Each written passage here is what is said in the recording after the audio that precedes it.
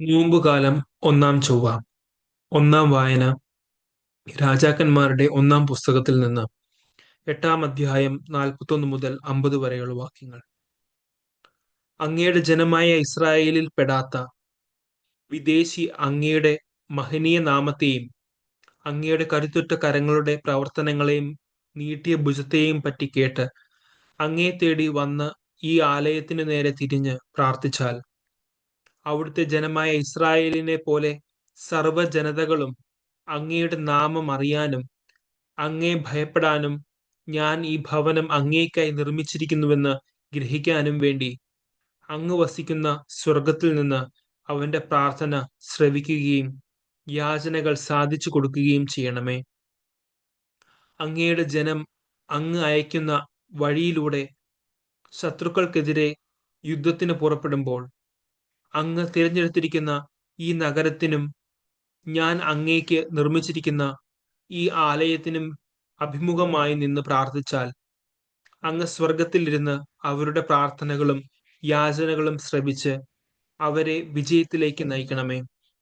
അവർ അങ്ങേക്കെതിരായി പാപം ചെയ്യുകയും പാപം ചെയ്യാത്ത മനുഷ്യനില്ലല്ലോ. അവിടുന്ന് കോപിച്ച് അവരെ ശത്രുവിനെ ഏൽപ്പിക്കുകയും ശത്രുക്കൾ അവരെ സമീപത്തോ വിദൂരത്തോ ഉള്ള തങ്ങളുടെ ദേശത്തേക്ക് തടവുകാരായി കൊണ്ടുപോവുകയും അവർ അവിടെ വെച്ച് ഹൃദയപൂർവ്വം പശ്ചാത്തപിച്ച് ഞങ്ങൾ പാപം ചെയ്തു പോയി, അനീതിയും അകൃത്യവും പ്രവർത്തിച്ചു എന്ന് ഏറ്റുപറയുകയും ചെയ്താൽ, തങ്ങളെ തടവുകാരാക്കിയ ശത്രുക്കളുടെ ദേശത്ത് വെച്ച് അവർ പൂർണ്ണ ഹൃദയത്തോടും പൂർണ്ണ ആത്മാവോടും കൂടെ അനുതപിച്ച് അങ്ങ് അവരുടെ പിതാക്കന്മാർക്ക് ദാനം ചെയ്ത ദേശത്തേക്കും തിരഞ്ഞെടുത്ത നഗരത്തിലേക്കും ഞാൻ അങ്ങേയ്ക്ക് നിർമ്മിച്ചിരിക്കുന്ന ഈ ഭവനത്തിലേക്കും നോക്കി അങ്ങയോട് പ്രാർത്ഥിക്കുകയും ചെയ്താൽ, അങ്ങ് വസിക്കുന്ന സ്വർഗത്തിലിരുന്ന് അവരുടെ പ്രാർത്ഥനകളും യാചനകളും ശ്രവിച്ച് അവരെ രക്ഷിക്കണമേ. അങ്ങേക്കെതിരായി പാപം ചെയ്ത അങ്ങയുടെ ജനത്തോട് അവരുടെ പാപങ്ങളും അതിക്രമങ്ങളും ക്ഷമിക്കണമേ. അവരെ തടവിലാക്കിയവർ അവരോട് കാരുണ്യം കാണിക്കുന്നതിന് അങ്ങ് കൃപ ചെയ്യണമേ. രണ്ടാം വായന നെഹമ്യാ പ്രവാചകന്റെ പുസ്തകത്തിൽ നിന്ന്. എട്ടാം അധ്യായം 17 മുതൽ 9 അധ്യായം 3 വരെയുള്ള വാക്യങ്ങൾ. പ്രവാസത്തിൽ നിന്ന് മടങ്ങി വന്ന ജനം കൂടാരങ്ങൾ നിർമ്മിക്കുകയും അതിൽ വസിക്കുകയും ചെയ്തു. അവർ വളരെ സന്തോഷിച്ചു, കാരണം നൂനിന്റെ പുത്രൻ ജോഷുവയുടെ കാലം മുതൽ അന്നുവരെ ഇസ്രായേൽ ജനം ഇപ്രകാരം ചെയ്തിരുന്നില്ല. ഉത്സവത്തിന്റെ ആദ്യ ദിവസം മുതൽ അവസാന ദിവസം വരെ എന്നും അവൻ ദൈവത്തിന്റെ നിയമഗ്രന്ഥം വായിച്ചു കേൾപ്പിച്ചു. 7 ദിവസം അവർ തിരുനാൾ ആഘോഷിച്ചു. നിയമമനുസരിച്ച് 8-ാം ദിവസം ഒരു മഹാസമ്മേളനവും ഉണ്ടായിരുന്നു. ആ മാസം 24-ാം ദിവസം ഇസ്രായേൽ ജനം സമ്മേളിച്ചു. അവർ ചാക്കുടുത്ത് തലയിൽ പൂഴി വിതറി ഉപവസിച്ചു. അവർ അന്യജനതകളിൽ നിന്ന് വേർതിരിയുകയും എഴുന്നേറ്റ് നിന്ന് തങ്ങളുടെ പാപങ്ങളും പിതാക്കന്മാരുടെ അകൃത്യങ്ങളും ഏറ്റുപറയുകയും ചെയ്തു. കൂടാതെ ദിവസത്തിന്റെ കാൽഭാഗം തങ്ങളുടെ ദൈവമായ കർത്താവിന്റെ നിയമഗ്രന്ഥം എഴുന്നേറ്റ് നിന്ന് വായിക്കാനും കാൽഭാഗം തങ്ങളുടെ പാപങ്ങൾ ഏറ്റുപറഞ്ഞ് അവിടുത്തെ ആരാധിക്കാനും ചെലവഴിച്ചു. മൂന്നാം വായന അപ്പസ്തോല പ്രവർത്തനങ്ങളിൽ നിന്ന്. 8-ാം അധ്യായം 14 മുതൽ 25 വരെയുള്ള വാക്യങ്ങൾ.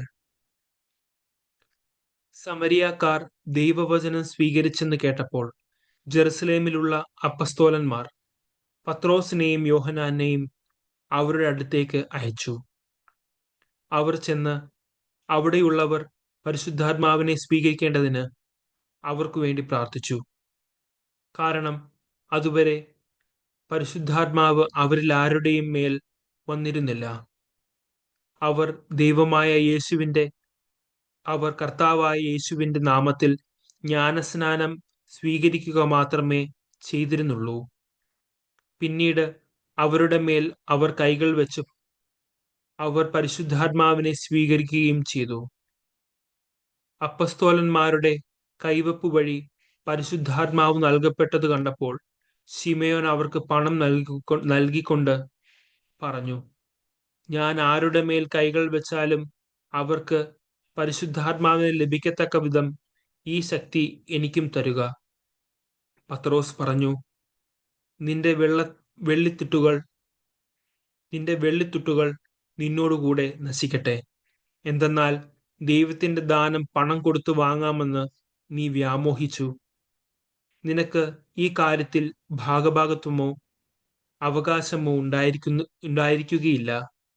കാരണം നിന്റെ ഹൃദയം ദൈവസന്നിധിയിൽ ശുദ്ധമല്ല. അതിനാൽ നിന്റെ ഈ ദുഷ്ടതയെക്കുറിച്ച് നീ അനുതപിക്കുകയും കർത്താവിനോട് പ്രാർത്ഥിക്കുകയും ചെയ്യുക. ഒരുപക്ഷെ നിന്റെ ഈ ദുഷ്ടവിചാരത്തിന് മാപ്പ് ലഭിക്കും. നീ കടുത്ത വിദ്വേഷത്തിലും അനീതിയുടെ ബന്ധനത്തിലുമാണെന്ന് ഞാൻ മനസ്സിലാക്കുന്നു. ശിമയോൻ മറുപടി പറഞ്ഞു, നിങ്ങൾ പറഞ്ഞതൊന്നും എനിക്ക് സംഭവിക്കാതിരിക്കാൻ എനിക്ക് വേണ്ടി നിങ്ങൾ കർത്താവിനോട് പ്രാർത്ഥിക്കുക.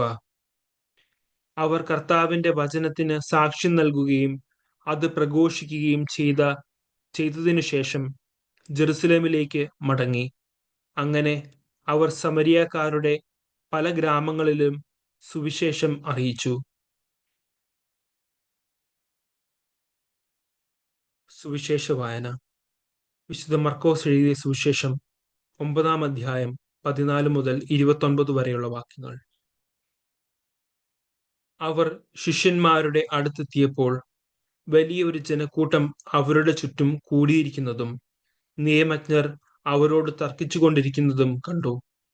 അവനെ കണ്ടയുടനെ ജനക്കൂട്ടം മുഴുവൻ വിസ്മയഭരിതരായി ഓടിക്കൂടി അവനെ അഭിവാദനം ചെയ്തു. അവൻ അവരോട് ചോദിച്ചു, നിങ്ങൾ എന്താണ് അവരുമായി തർക്കിക്കുന്നത്? ജനക്കൂട്ടത്തിൽ ഒരാൾ മറുപടി പറഞ്ഞു, ഗുരോ, ഞാൻ എൻ്റെ മകനെ അങ്ങയുടെ അടുത്ത് കൊണ്ടുവന്നിട്ടുണ്ട്. മൂകനായ ഒരു ആത്മാവ് അവനെ ആവേശിച്ചിരിക്കുന്നു.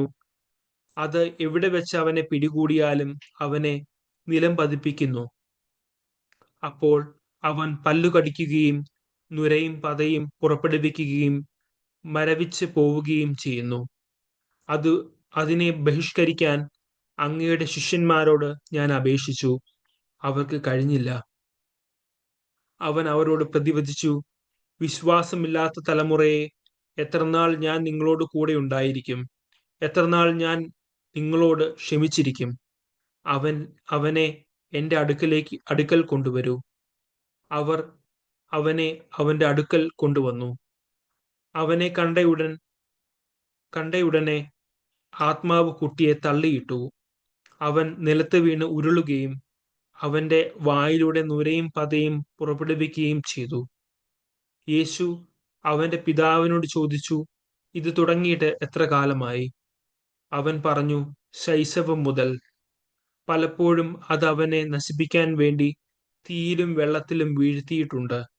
എന്തെങ്കിലും ചെയ്യാൻ നിനക്ക് കഴിയുമെങ്കിൽ ഞങ്ങളുടെ മേൽ കരുണ തോന്നി ഞങ്ങളെ സഹായിക്കണമേ. യേശു പറഞ്ഞു, കഴിയുമെങ്കിലെന്നോ?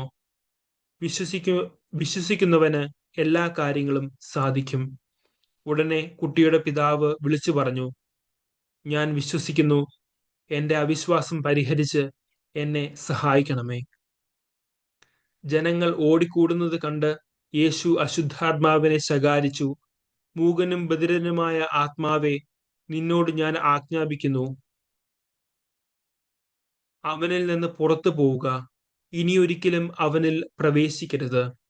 അപ്പോൾ അവനെ ശക്തിയായി നിലത്ത് തള്ളിയിടുകയും ഉച്ചത്തിൽ നിലവിളിക്കുകയും ചെയ്തുകൊണ്ട് അത് പുറത്തുപോയി. ബാലൻ മരിച്ചവനെ പോലെയായി, അവൻ മരിച്ചുപോയി എന്ന് പലരും പറഞ്ഞു. യേശു അവനെ കൈക്ക് പിടിച്ചുയർത്തി അവൻ എഴുന്നേറ്റിരുന്നു. യേശു വീട്ടിലെത്തിയപ്പോൾ ശിഷ്യന്മാർ സ്വകാര്യമായി ചോദിച്ചു, എന്തുകൊണ്ടാണ് അതിനെ ബഹിഷ്കരിക്കാൻ ഞങ്ങൾക്ക് കഴിയാതെ പോയത്? അവൻ പറഞ്ഞു, പ്രാർത്ഥന കൊണ്ടല്ലാതെ മറ്റൊന്നുകൊണ്ടും ഈ വർഗം പുറത്തു പോവുകയില്ല. നമ്മുടെ കർത്താവായ മിശിഹായ്ക്ക് സ്തുതി.